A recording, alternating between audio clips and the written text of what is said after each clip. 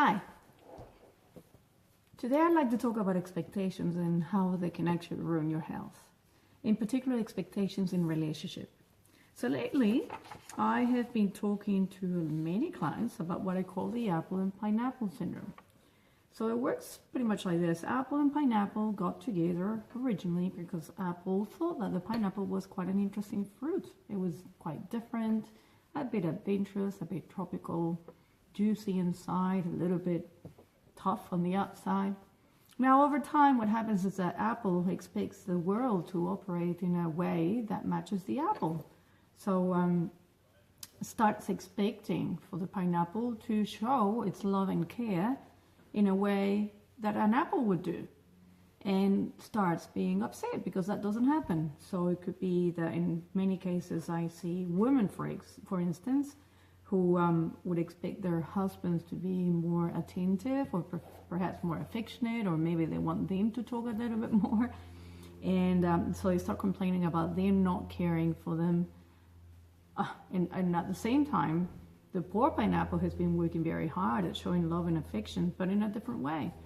And so what happens over time is that this creates a lot of anger and resentment in the apple, to the point where their tension and their emotional turmoil is so intense that they can get very ill.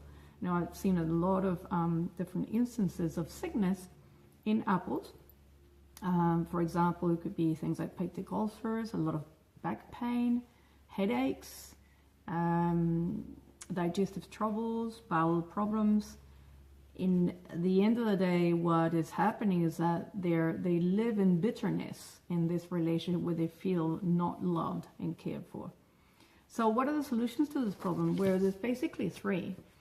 The first one is to keep on complaining and blaming the other for being a pineapple instead of an apple, and for not behaving like an apple, which doesn't really work. And it might give the apple a bit of a sense of importance and righteousness. They are asking for the right thing to happen. But at the end of the day, it just generates anger and bitterness.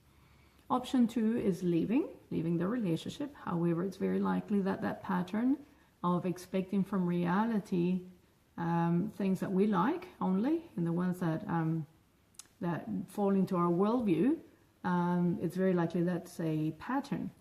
And so that pattern is not going to go away just because the person left a relationship, and it will occur again when the apple gets together with a coconut or with a pear. And the third option, which is the only real viable one, is appreciation and gratitude for whatever it is that the pineapple has to offer. And so when my clients realize this and realize all the other aspects in their pineapple's life in which they're showing care and love, then suddenly they can let go of their complaints. They can appreciate who they're with in their unique and genuine ways of showing love and care, and relax into their being. And gratitude and appreciation is an emotion that can be extremely healing. And so you can see physical illness vanish just like that, just from swapping resentment and anger for appreciation and gratitude.